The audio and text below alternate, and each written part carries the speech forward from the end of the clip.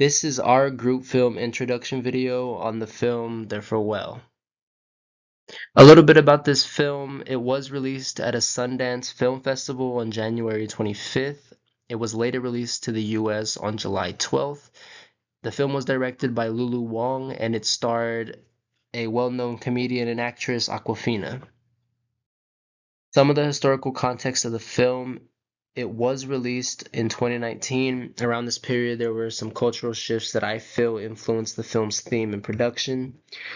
One of them being that there was a rise of identity and culture exploration. Now, this just means that among the film industry, there was an interest in more diverse and cultural films like The Farewell. And in 2018, a year before The Farewell had came out, another film called Crazy Rich Asians had released, and it gained a lot of fame. And to me, I feel paved the way for movies like The Farewell and other Asian and Asian American perspectives, as well as maybe influenced other cultures or directors to implement other cultural things into their films to make it more diverse. Another another cultural shift that I have here was mental health awareness.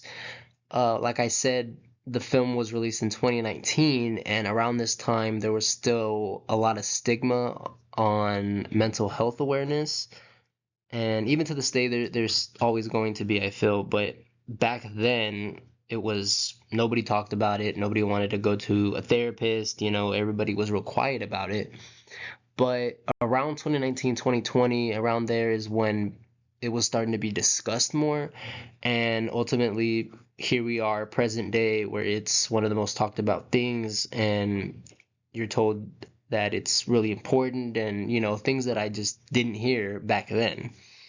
And this was really important because this film not specifically was about mental health, but it really made me think about it.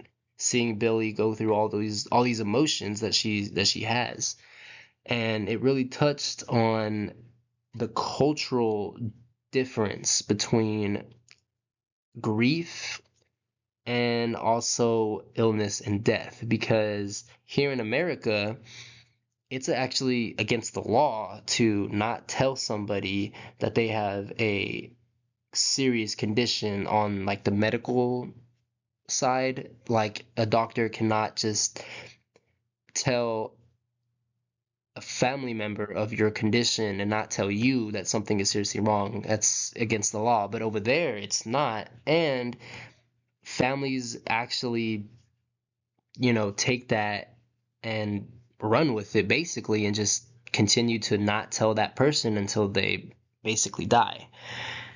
And that right there was one of the biggest cultural differences to me in the film, was seeing how differently they approach those types of situations. Some of the film industry context here, like I said, the film was released in 2019, and there were some notable trends, including the rise of streaming services, especially around 2019, because 2019, 2020 is when COVID hit, and that really helped the streaming services gain their popularity because people were just at home, nothing to do, and they would just get these streaming services and watch whatever they wanted to watch. Another trend was people wanted to see more independent films, more diverse content, kind of like what I said in the previous slide. And among the film industry, there was just a very strong demand for it, leading to leading to other studios gaining a little bit of fame, like I have here under studios.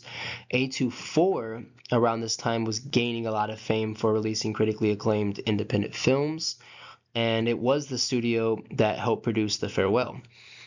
Another notable studio that I wanted to mention from this time was Disney, because this was the year that they made $10 billion in the box offices with movies like The Avengers Endgame, and I also believe Frozen 2 had just came out not too long after, if I'm not mistaken.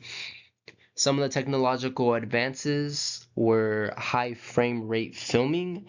Now, maybe not for the film The Farewell because it was a slower, pace kind of movie, no action scenes, but for more of your action-packed films, superhero films, this was, I feel, was a big upgrade, allowing them to shoot at higher FPS, being able to reduce blur and enhance action sequences.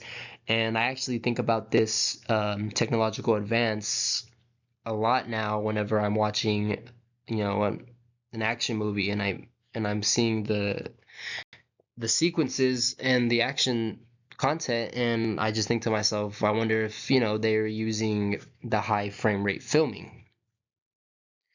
Talking about some of the achievements that the film was given, it had early praise in its debut in 2019, with critics saying it was one of the most beautiful, heartwarming films of 2019, as well as some US critics saying that it was an exploration of emotional stoicism and Asian cultures. And Awkwafina also was awarded the Gotham Award for Best Actress for her role, as well as another award was given to Zhao Zhuqin for Independent Spirit Wins for Best Feature and Supporting Actress.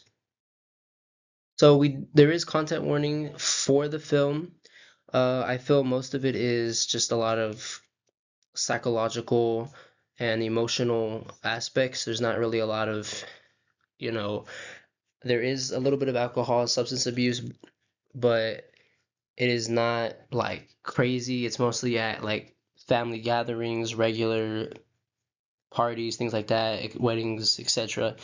But things to look out for, there are aspects of family conflict, with Billy struggling to keep Nai's diagnosis a secret from her, while the rest of her family wants her to keep it from her while she wants to tell her. There's also talk of death and mortality. They know that Nai is slowly dying, yet they are just acting like nothing is really happening. And terminal illnesses, we know cancer is a terminal illness, meaning there is no cure, and eventually the patient will end up passing away. And some cultural and ethical dilemmas. The film explores East versus West culture values, particularly the mortality of hiding a cancer diagnosis from a loved one. Like I said, it's pretty much ties into the emotional themes as well as the psychological distress.